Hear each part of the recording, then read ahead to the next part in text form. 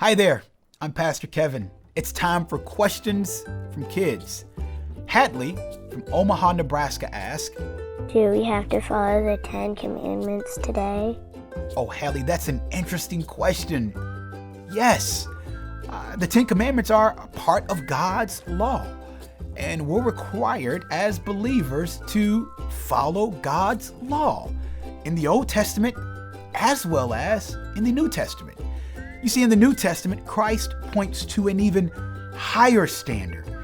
And we see some of this in Matthew chapter 5, verse 21, where Jesus Christ himself is talking to a group of hearers, and he's asking them to think about the things they heard in the Old Testament. Think about what God required in the Old Testament, and then he's pointing them to an even higher standard to follow, because Christ is concerned about us.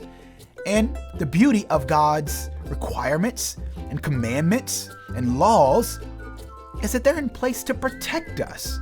You see, oftentimes the human heart says, I don't like requirements, I don't like laws, I don't want any of those things because I want to do what I want to do, but they are to protect us. You see, even adults are required to follow rules. For example, when your parents or any other adult is driving, they're required to follow the speed limit.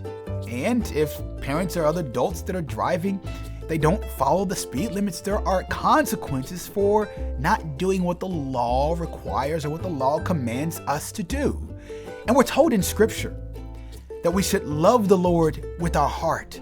So we want to think about other people. We want to love other people with our affections. We want to love God with our affections.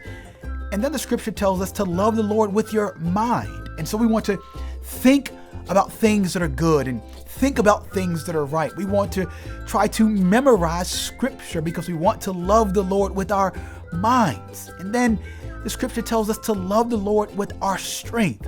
And so with all the energy that you have and all the energy that I have, it should be put towards loving the Lord. The Lord tells us, love the Lord with your heart, soul, mind, and strength. And then he also tells us to love our neighbors as ourselves. And if we do these things, we will show how much we love God and how much we love other people made in his image. Now, there will be some things that will motivate us not to want to love God, like our own evil desires or sin. So I want you to think about what should motivate us to obey God.